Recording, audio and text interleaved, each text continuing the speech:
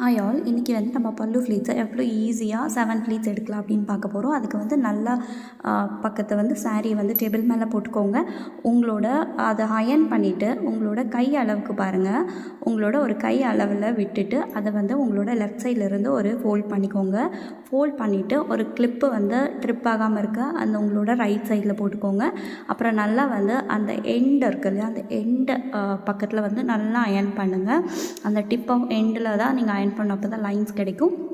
திரும்ப இன்னொரு ஃபோல்ட் பண்ணிக்கோங்க. இன்னொரு ஃபோல்ட் பண்ணிவிட்டு கிளிப்பை எகெயின் அங்கே ஒரு போட்டுக்கோங்க. அப்போ தான் உங்களுக்கு ட்ரிப் ஆகாமல் இருக்கும்.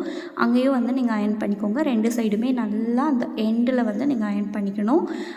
அயர்ன் பண்ணிவிட்டு அப்புறம் வந்து இன்னொரு டைம் வந்து ஃபோல்ட் பண்ணணும். இது எல்லாமே உங்களோட லெஃப்ட் சைட்லேருந்து நீங்கள் ஃபோல்ட் பண்ணிட்டு வரணும். ரைட்டு பக்கம் நல்ல பக்கம் இருக்குல்ல, அதை வந்து டேபிள் மேலே இருக்கணும். இப்போ 3 டைம் வந்து நம்ம ஃபோல்ட் பண்ணிக்கணும்.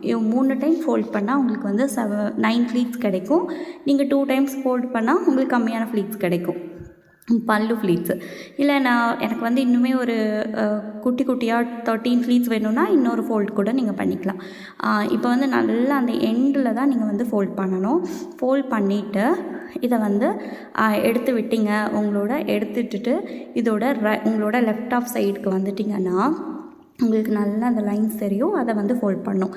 இது எப்படி ஃபோல்ட் பண்ணுங்கிறத நெக்ஸ்ட் வீடியோவில் பார்க்கலாம்.